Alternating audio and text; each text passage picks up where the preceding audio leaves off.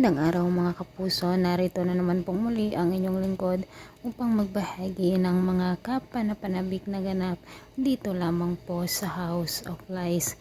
Patong-patong na nga po ang problema ni Mars mga kapuso dahil nga po sa nakita niya mismo ang ginagawa ng kanyang biyana na si Greg at ang kanyang nanay Evelyn.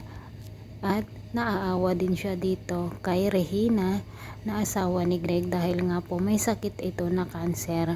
At ganun pa ang ginawa ng kanyang nanay na pinagtaksilan nila ito mga kapuso. Samantala, akala mo naman napakabuting tao itong si Thea dahil nga inaway niya si Mars nang dahil sa ginawa ng kanyang nanay. Ngunit ipinagtanggol naman ni Edward na asawa ni Thea itong si Mars. At wala daw kasalanan si Mars dito sa kasalanan ng kanyang nanay. Samantala lang dahil nga po kay Jobert, nakuhanan niya ng video ang paglalampungan ni Thea at Paulo. At na-hospital nga po si Jobert dahil nga noong tumakbo siya ay nadapa nga po siya mga kapuso. Ang nakakuha naman ng kanyang cellphone ay ang kaibigan nito. At ibinigay na nga nila dito kay Edward. Agad naman na ibinigay ni Edward dito kay Mars. Nag-aalala nga si Thea at Paulo dahil nga na kay Mars na ang cellphone. At ngayon nga ay dito nalaman ni Mars ang pagtataksil na ginagawa ni Thea at Paulo sa kanya.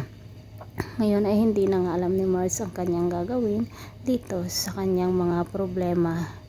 Kung ano nga ba ang unahin niyang iresolbahin.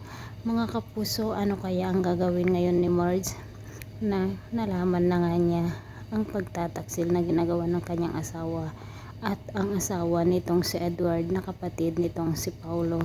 Galit na galit naman si Greg nang malaman ito kung kaya't pinapalayas nga po niya si Paulo dito sa kanilang pamamahay.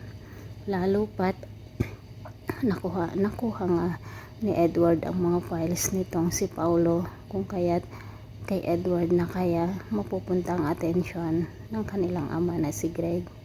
Mga kapuso, pakaabangan po natin ang susunod pang ganap dito lamang po sa House of Lies. Maraming salamat po sa walang sawang pagsubaybay.